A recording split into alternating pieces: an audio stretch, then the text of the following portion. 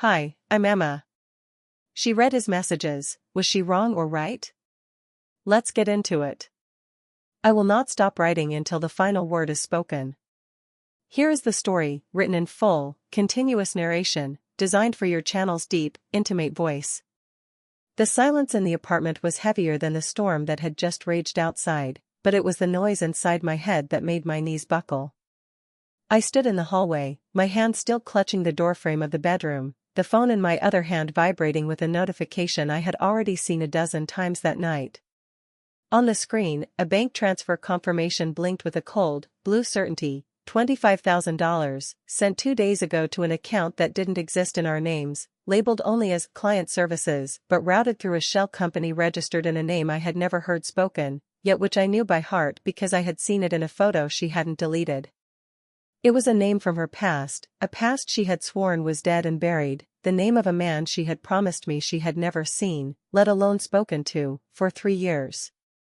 I had walked in on her crying over a laptop, thinking it was a work crisis, thinking she was overwhelmed by the merger she was leading, and instead, I found the ledger of a secret life.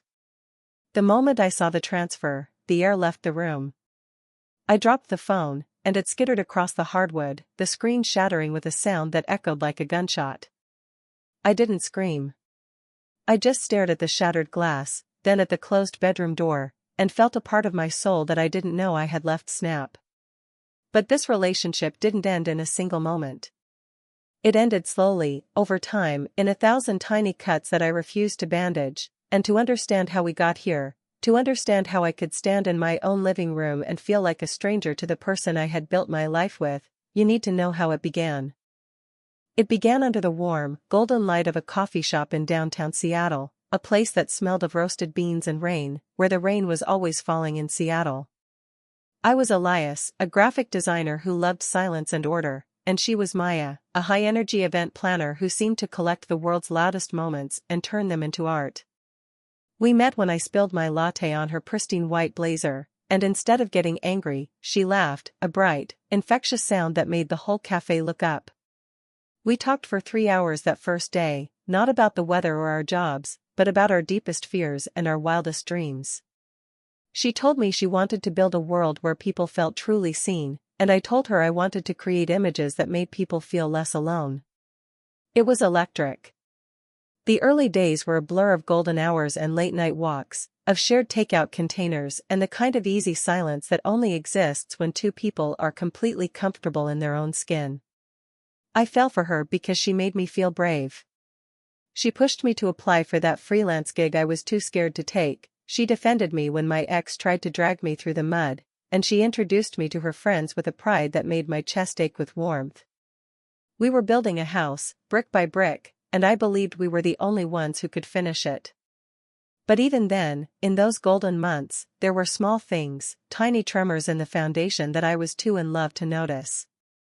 She started working late without telling me, saying she was prepping for a big launch, but the smell of her perfume would change sometimes, from her usual vanilla to something sharper, like cedar and smoke. She would get defensive if I asked about her phone, locking the screen the moment she heard the notification sound, and she started making vague promises about a future trip we were supposed to take together, always with a maybe attached to the date. I dismissed it as stress, as the chaos of her career, telling myself that the woman who laughed in the rain was still the same woman who had made me laugh, and that any cracks were just part of the settling of a new foundation. But foundations settle, and then they crack. Over the next 2 years, the relationship began to deteriorate in slow motion, an erosion of trust that I blamed on my own sensitivity. It started with the late nights turning into all-nighters, and the all-nighters turning into weekends spent away on client retreats. I remember one specific Tuesday in November, 3 years into our relationship, when I was supposed to be picking her up from the airport for our anniversary dinner. I waited for 4 hours, my heart sinking with every passing minute, until I finally called, and she picked up on the 3rd ring, her voice tight and distracted. "Elias, I'm sorry, the flight got delayed, I'm stuck in the terminal, I can't make it." She sounded tired, but I heard the underlying tension. I told her it was fine, that I'd just order pizza and we could do it later. She said, "Later, Elias. Just later." but later never came. That night, I found her asleep on the couch, her phone face down on her chest, the screen glowing with a text thread I didn't recognize. When I asked her about it the next morning, she got angry, telling me I was being paranoid, that I was suffocating her, that she needed space to breathe. I backed off, rationalizing her behavior as the result of a high-stress job, convincing myself that I was the problem for needing reassurance. We had arguments that felt like wars, where she would walk away before I could finish a sentence, and I would be left standing in the middle of the living room, shouting at a closed door. There were moments when I almost walked out. I remember a fight in March, where she had lied about where she was, and I found her at a bar with a man I didn't know, though she claimed he was a colleague. I asked her to come home, and she screamed at me, calling me controlling, possessive, weak. She said, "You can't own me, Elias. I'm not a project you can manage." I stayed. I stayed because I loved her, because I believed in the woman she was when we met, and I told myself that the version of her who was shouting at me was just a mask she wore for work, that the real Maya was still inside, waiting for me to be strong enough to see her. I rationalized her lies as mistakes, her distance as a need for independence, and her anger as a symptom of her stress. I kept hoping that if I just loved her enough, if I just gave her enough space, she would come back to me, and we would fix this. But the hope was a drug, and I was becoming addicted to the idea of us, while the reality of us fell apart in the spaces between our words. The betrayal, however, was not a slow drift, it was a calculated, deliberate act that spanned a full year, hidden in plain sight within the architecture of our daily lives. The man in the photos was Julian, an old friend from her college days, the one she said she had cut off completely. But over the last year, they had reconnected, not just as friends, but as partners in a financial scheme that was designed to bleed our savings dry. It wasn't just an affair of the heart, it was an affair of the wallet. Maya had been funneling our joint savings into a crypto investment project that Julian was promoting, a project that turned out to be a complete scam. She had been lying to me for 12 months, telling me she was saving for our house fund, while she was actually transferring thousands of dollars to Julian's accounts, convincing me that she needed the money for business opportunities or urgent family emergencies that never materialized. The deception was meticulous. She had created a fake investment portfolio on a shared tablet, showing fake returns that looked real to an untrained eye. She had changed the password to our online banking, and I had never noticed. She had even lied about a work trip to Chicago, where she spent 3 nights with Julian, pretending she was staying at a hotel while actually staying at his apartment. The lie was so perfect, so woven into the fabric of our lives, that I never suspected a thing. I was the fool, the one who trusted the person I loved more than I trusted my own instincts. The unraveling happened on a rainy Tuesday, exactly like the day we met, but without the warmth. I had gone to the house of a mutual friend, a woman named Sarah, to drop off a gift, and Sarah was in the middle of a video call with Julian. I saw him on the screen, laughing, and then Maya walked into the frame behind him, wearing a shirt that looked suspiciously like one I had bought her, and she kissed him on the cheek. The moment the video ended, I realized the truth. The bank transfer confirmation I had found was just the tip of the iceberg. The entire year of lies was built on the foundation of this secret life. I confronted her in the living room, the phone in my hand showing the screen of the video call. "Who is he?" I asked, my voice trembling. "Why are you doing this?"